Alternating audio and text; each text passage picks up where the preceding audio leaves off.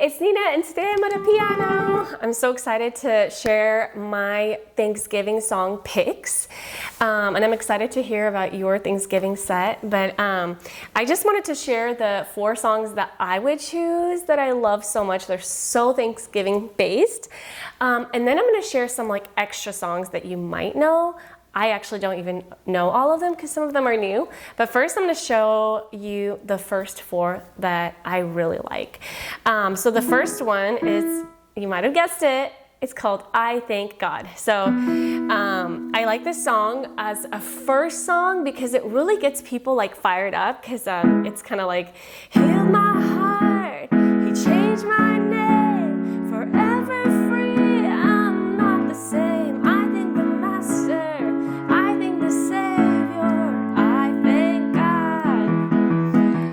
it's a very like high energy song, and I think it's great to like start off a worship set with this song because it just fills people with joy and gets them, you know, excited about worshiping the Lord, and it's just a great first song.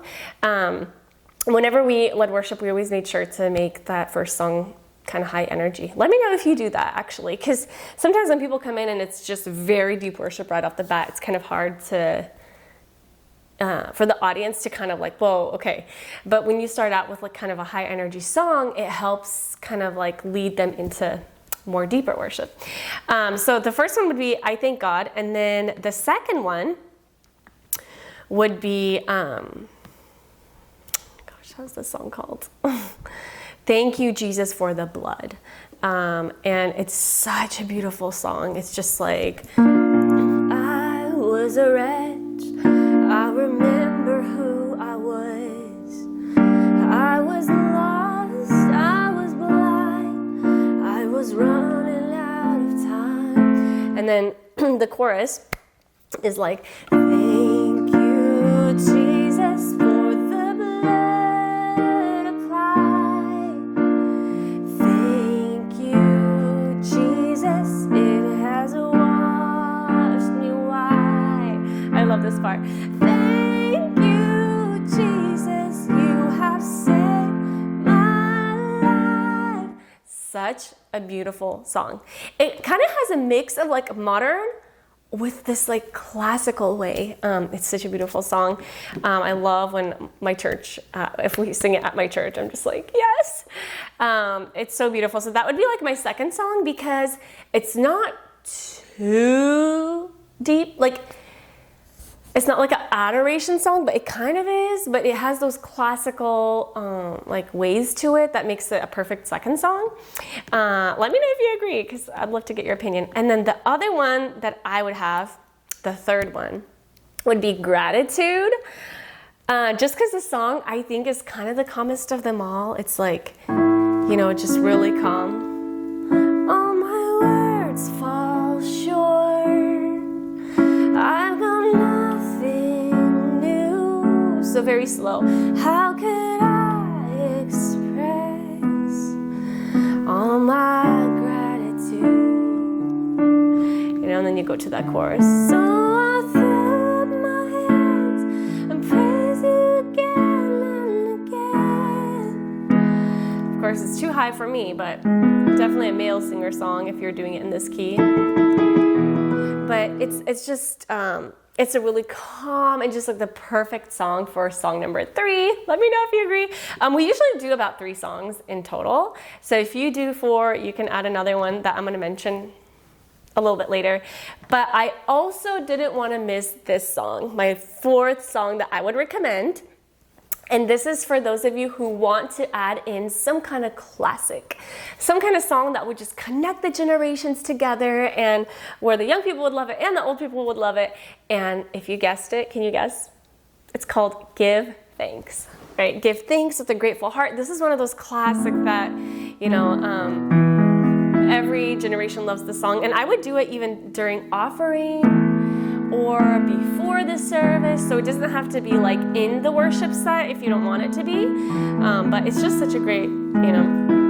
Give thanks with a grateful heart, give thanks to the Holy One, give thanks because 'cause he's given Jesus Christ, his son. Give thanks. Anyway, it's a good little classic to add on. But yeah, those would be my 4 songs that I would recommend for a worship set, and I would love to hear yours. I'm pretty sure, since it's already November, I'm pretty sure most of you guys already have a set. Please share with me. And now I'm going to go ahead and share the other songs that I would recommend, as well as Bible verses that you would want to say on stage. So, for example, if you want to get the audience to get inspired, I'm going to share some Bible verses that I would also share on stage. So other songs that I did not mention are Enter In or Psalm 100. Honestly, it's a new song for me. I don't think I've even heard of this song, but it's by Chris Tomlin. And then there's another song called Psalm 103, Bless the Lord. And then there's another song called You've Already Won by Shane and Shane. That one is a good one too. So again, some of these are not super widely known. So you can, gauge what your audience already knows. And then some kind of classics is Forever by Chris Tomlin, and We Thank You by Maverick City Music. So that song, We Thank You, is actually a new one for me. I don't know where I've been that I didn't know about this song, but let me know. Did you know about this song? Because I did not. It's such a beautiful song because I was just listening to it. And then some of the new songs that you might want to kind of start incorporating. One is called Good, Can't Be Anything Else by Cody Carnes.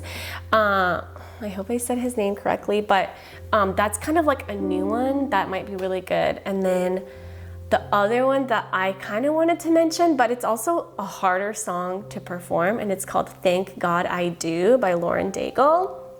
So I think that chorus is so gorgeous. It's I don't know where I'd be without.